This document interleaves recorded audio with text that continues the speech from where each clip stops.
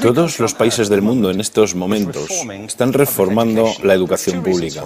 Existen dos razones para ello. La primera es económica. La gente está intentando resolver cómo podemos educar a nuestros niños para que ocupen su lugar en la economía del siglo XXI. ¿Cómo hacemos eso? Si ni siquiera podemos anticipar cómo será la economía al final de la próxima semana, como esta reciente crisis lo está demostrando. ¿Cómo hacemos eso? La segunda razón es cultural. Todos los países del mundo están intentando resolver cómo podemos educar a nuestros niños para que tengan sentido de identidad cultural, para poder legarles los genes culturales de nuestras comunidades y a la vez formar parte del proceso de globalización. ¿Cómo cuadramos ese círculo? El problema es que están intentando enfrentarse al futuro, a base de hacer lo mismo que en el pasado. Y en el proceso están alineando a millones de niños que no ven ninguna utilidad en asistir a la escuela. Cuando nosotros íbamos al colegio nos retenían allí con la historia de que si trabajábamos mucho y sacábamos buenas notas y luego estudiábamos un título universitario, tendríamos un trabajo. Nuestros hijos no se creen eso. Y hacen bien, por cierto. Es mejor tener una titulación que no tenerla, pero ya no es ninguna garantía. Y especialmente no lo es si el camino hacia ella marginaliza la mayoría de cosas que tú consideras importantes acerca de ti mismo. Hay gente que dice que hay que subir los estándares, que eso sería un avance. Ah, ¿sí? Sí, lo deberíamos hacer. ¿Y por qué ibas a querer rebajarlos? No me he encontrado con ningún argumento que me convenza para bajarlos. Pero subirlos, por supuesto que habría que subirlos. El problema es que el sistema educativo actual fue diseñado, concebido y estructurado para una era diferente. Fue concebido en la cultura intelectual de la Ilustración y en las circunstancias económicas de la Revolución Industrial. Antes de la mitad del siglo XIX no había sistemas educativos públicos. En realidad no. O sea, podrías estudiar con los jesuitas si tenías dinero, pero la educación pública, pagada con los impuestos, obligatoria para todo el mundo, gratuita y a la vuelta de la esquina, era una idea revolucionaria. Y mucha gente se opuso a ello. Decían, no es posible para muchos niños pobres que están en la calle beneficiarse de la educación pública. Son incapaces de leer y escribir. ¿Por qué perder tiempo con esto? Y también se asienta sobre una serie de suposiciones sobre la estructura social y la capacidad de las personas. Fue dirigido por el imperativo económico de aquel momento, pero a lo largo de todo ello se infiltró el modelo intelectual de la mente, el cual era esencialmente la idea que la Ilustración tenía sobre la inteligencia. La auténtica inteligencia consistía en cierta capacidad para el razonamiento deductivo y un conocimiento amplio de la cultura clásica. Se podría resumir en capacidad académica. Y esta idea está fuertemente enraizada en la reserva genética de la educación pública. El creer que hay dos tipos de personas, académicas y no académicas, y la consecuencia de eso es que mucha gente brillante se creen que no lo son porque han sido evaluados siguiendo este concepto de mente. Así que tenemos dos pilares gemelos, el económico y el intelectual. Y desde mi punto de vista, este modelo ha causado caos en la vida de mucha gente. Ha habido gente que se ha beneficiado maravillosamente de él, pero la mayoría de la gente no. En lugar de beneficiarse, sufren de esto. Una epidemia moderna, mal ubicada y también ficticia. Esta es la plaga del síndrome de déficit de atención e hiperactividad, TDAH. Este es un mapa de la incidencia del TDAH en Estados Unidos. El mapa de prescripciones médicas para el TDAH. No me malinterpreten. No quiero decir que el síndrome de déficit de atención no exista. Yo no tengo la formación necesaria para ello. Sé que la amplia mayoría de psicólogos y pediatras creen que sí, pero aún es un tema a debatir. Lo que sí me consta es que no se trata de una epidemia.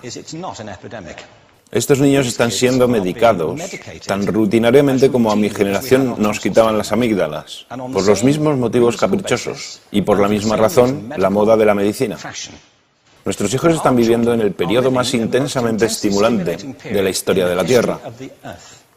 Están siendo acosados con información y les están reclamando su atención desde todos los medios. Los ordenadores, los iPhone, las vallas publicitarias y cientos de canales de televisión. Y nosotros les penalizamos por distraerse. ¿Distraerse de qué? Cosas que son un aburrimiento, en la escuela sobre todo. Me parece a mí que no es totalmente una incidencia el hecho de que la incidencia del TDAH haya crecido paralela al incremento de los test estandarizados. A estos niños se les está dando cosas como Ritalin, Adderall, a menudo medicación bastante peligrosa, solo para hacer que se concentren y se calmen. Pero según esto, el déficit de atención aumenta al ir al este de este país. La gente empieza a perder el interés en Oklahoma.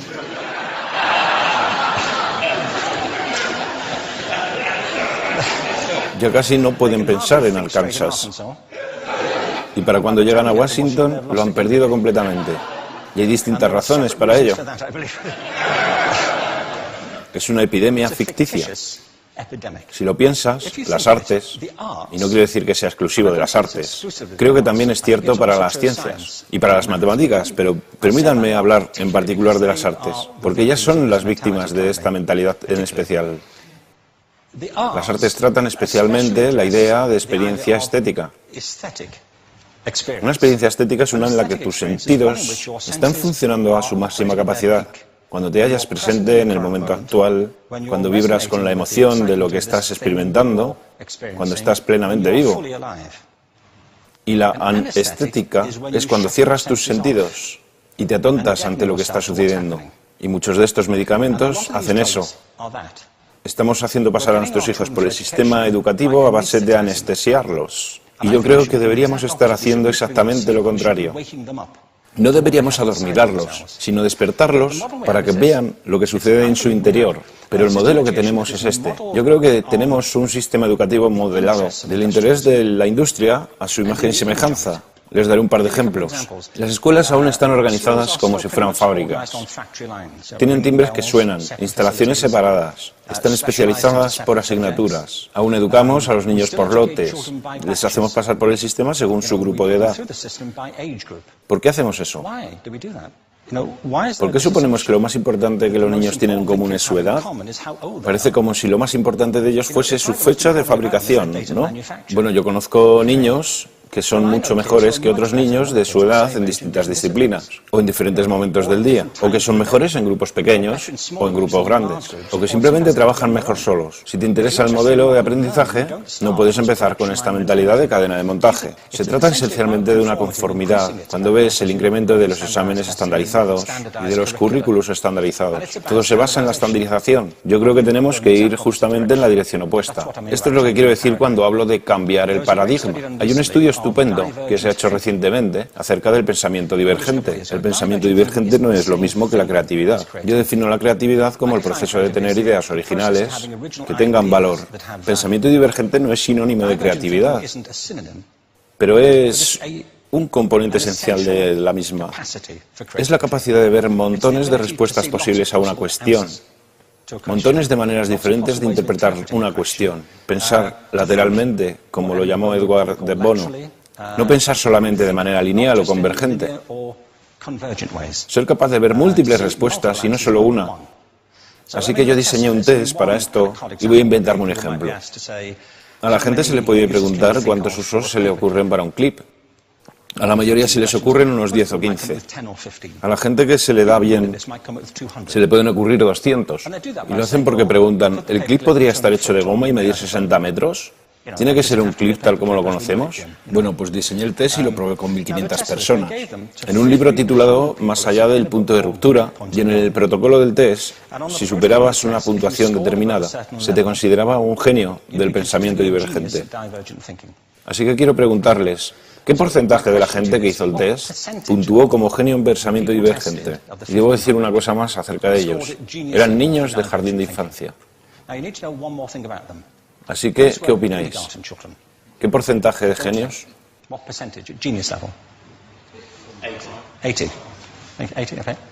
98%. Bueno, la cuestión es que era un estudio longitudinal, así que los mismos niños volvieron a hacer el test 5 años después, en edades entre 8 y 10 años. ¿Qué pensáis? ¿50%? Volvieron a hacerles el test otra vez, 5 años más tarde, cuando tenían entre 13 y 15 años de edad. Y se observa una tendencia, ¿no? Bueno, esto nos indica algo interesante, porque se supone que tendría que ser al revés, ¿no? Empiezas no siendo muy bueno, pero mejoras a medida que te haces mayor. Pero esto demuestra dos cosas. Una es que todos nosotros tenemos esta capacidad. Y la otra es que esta capacidad se deteriora en general. Muchas cosas les han pasado a estos niños durante su crecimiento, pero yo estoy convencido que lo que más les ha influenciado es que a estas alturas ya han obtenido una educación académica. Se han pasado 10 años en la escuela, oyendo que solo hay una respuesta correcta. Esta es la parte de atrás del libro, pero no la mires. Y no copies, porque eso es engañar. Fuera de las escuelas, a eso se le llama colaboración. Esto no sucede porque los docentes así lo quieran. Es simplemente porque sucede así.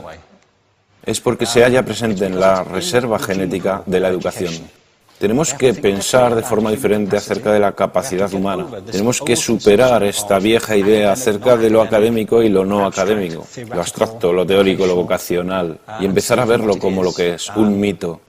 En segundo lugar, tengo que reconocer que la mayor parte de las veces el buen aprendizaje se da en grupos y que la colaboración es lo que alimenta el crecimiento.